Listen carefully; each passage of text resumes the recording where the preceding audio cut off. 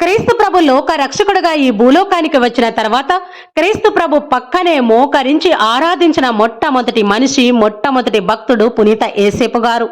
బెత్లెహేము పశువుల పాకలో గడ్డి పరకల తొట్టిలో పరుండి ఉన్న శిశువును లోక రక్షకుడుగా స్వీకరించిన మహా విశ్వాసి యేసేపు గారు.